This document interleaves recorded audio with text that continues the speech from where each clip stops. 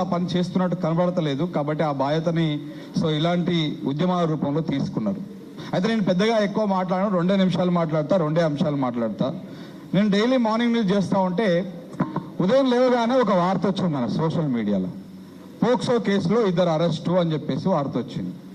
ఆ వార్త చూసిన తర్వాత అరే బండి సంజయ్ కొడుకు సాయి భగీరథు ఆయనకు సపోర్ట్ చేస్తున్నందుకు బండి సంజయ్ అరెస్ట్ అయిందని నేను అనుకున్నా. కానీ ఆ కేసు ఓపెన్ చేసి చూస్తే ఒకటేమో సంగారెడ్డిలో, ఇంకోటేమో నిర్మల్లో అంట.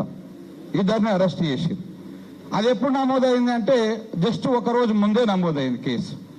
మరి సంగారెడ్డిలో ఒక రోజు ముందు నమోదైన పోక్సో కేసులో తెల్లారంగానే ఎట్లా అరెస్ట్ అయ్యిండు? నిర్మల్లో ఒక రోజు ముందైన పోక్సో కేసులో వెంటనే నెక్స్ట్ డేనే ఎట్లా అరెస్ట్ అయ్యారు? ఇక్కడ బండి సంజయ్ కొడుకు ఎందుకు అరెస్ట్ అవ్వట్లేదు? ఇప్పటికీ 6 రోజులు ఇవాళకి కేసు నమోదై ఇప్పటిదాకా ఆయన జాడలేదు. మళ్ళీ ఇందులో చాలా హాస్యాస్పదం ఏంటంటే ఆయన లేడు అని చెప్పేసి ఆయన అప్స్కాండింగ్ లో ఉన్నాడు. ఆయన 2 ఫోన్లు స్విచ్ ఆఫ్ చేసుకున్నారు. కాబట్టి ఆయన కోసం మేము వెతుకుతున్నాం, ఆయన అడ్రస్ దొరకగానే, ఆయన కనపడగానే మేము పట్టుకుంటాం అని చెప్పేసి పోలీసు వాళ్ళు సిట్ వేసిన మరి కొన్ని గంటల్లోనే సిట్ వేసిరు. మధ్యాహ్నం 12 గంటల ఆ టైంలో 12-1 గంటలకి, సాయంత్రం 6-7 గంటలకు ప్రెస్ మీట్ పెట్టి ఈ విషయాన్ని చెప్పడం జరిగింది. అంటే సిట్ వేసిన దాకా పోలీసు వాళ్ళు కనీసం ఆయనని పట్టుకోవడానికి ప్రయత్నం కూడా చేయలే. సిట్ వేసింది ఎప్పుడు? ఆ కేసు అయ్యింది ఎప్పుడు? 8 తారీఖు.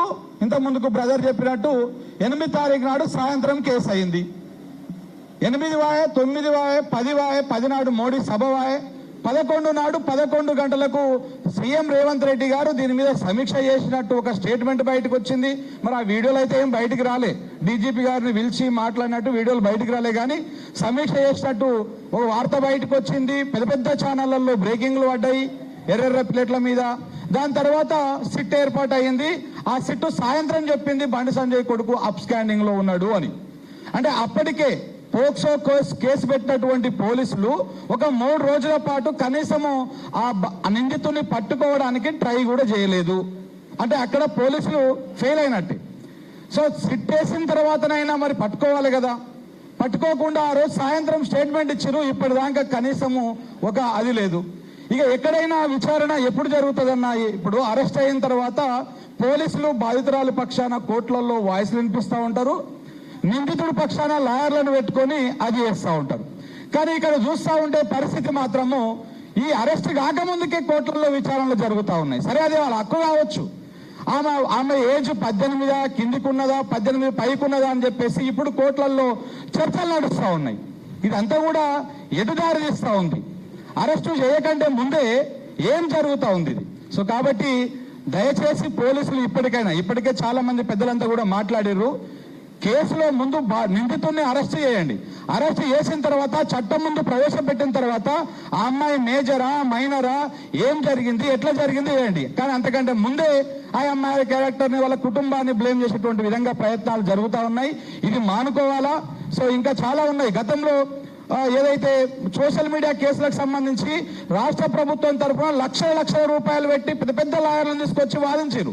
ఇవాళ నేను పీపీ గారిని తప్పు పట్టడం లేదు, వారి సామర్థ్యాన్ని తప్పు పట్టడం లేదు. కానీ ఎందుకో మరి ఇలా బాధితురాల పక్షాన సుప్రీంకోర్టుకి వెళ్ళి న్యాయవాదం తీసుకొచ్చి పెడతలేరు. దేనికి పెడతలేరు?